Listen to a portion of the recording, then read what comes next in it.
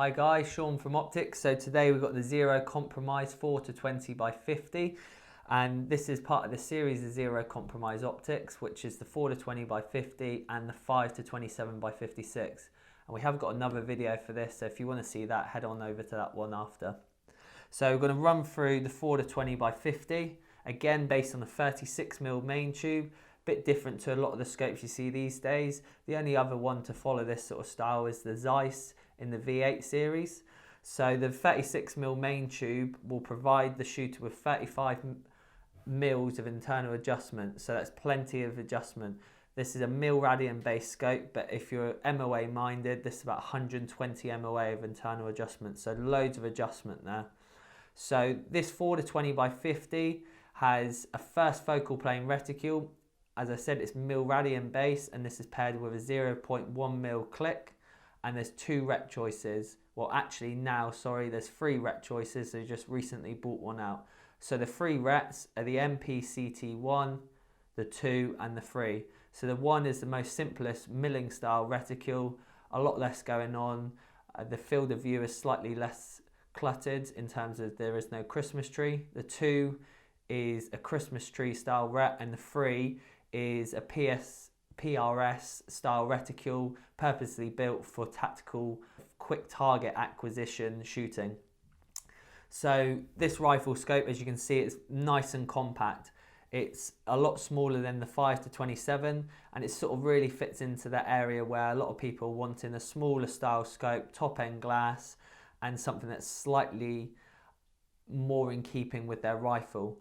So as we move on to, we start actually on the diopter as normal. We've got a fast focus adjustment. However, this has a locking ring, which simply you screw that up and it just locks in your diopter, and you can unscrew it to adjust your diopter in and out. As I said, it's a 4-20x50, so it's a versatile 4-20 magnification range. To be honest, this will do most ranges. A lot of people would start to want more mag after about 1,000 yards, but it very much depends on what kind of shooting you're doing. It's got a cat's tail on there, which is an inbuilt throw lever, just makes it nice and easy to adjust your magnification. As I said, a 36mm main tube. This gives you plenty of internal adjustment, 35mm, so there's plenty in there. We move forward onto the zero stop elevation turret. A really nice, easy feature. I really like these ZCO turrets. It's a zero stop turret, and it features really nice positive click value. We then move onto the actual saddle of the scope on the left hand side. You have the illumination and the parallax. The parallax is easy to adjust without having to touch the illumination turret, which is usually one of the little qualms with the side illumination systems, is the fact that they're quite difficult then to operate the side focus. No problem at all on there, nice and smooth and easy to get your hands around that focus adjustment. It comes down to 25 meters. We then also, on the side focus, the illumination settings, you have a night setting, which is going to be a very dim setting, and then you have then a daylight bright illumination. So then onto the windage. Again, really nice positive click values. The turrets are lock-in on both the windage and the elevation, and they're really nice and easy to operate, and you've got a really nice positive click there. Probably almost enough to be heard by you guys. Again, the turrets allow the shooter to see exactly what direction of travel they're moving, because they simply put an R or an L next to the number. So again, after a long day of shooting, it's really nice and easy to know exactly what way you're turning your turret. The Zero Compromises as a whole are all made in Austria.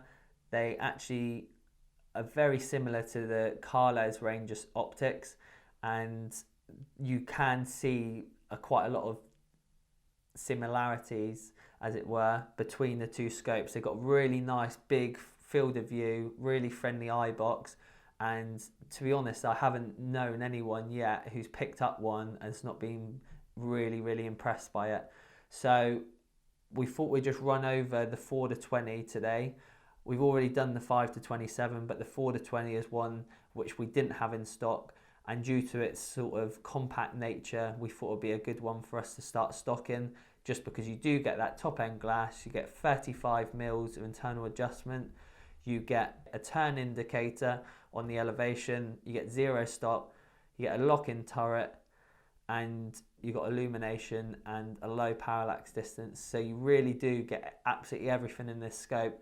And another thing we're adding in is a free spur mount. So at the moment we have an offer running and you get a free spur mount included in this. Because of the rarity of the tube, we've included a 36mm spur mount, and you just simply let us know exactly which one you want to go for, and you can get this paired up with exactly the right mount. But if you want to look at the range in more detail, head to the website, check out the other video on the 5-27, and remember, just keep tuning in and we'll keep the videos coming. Cheers guys.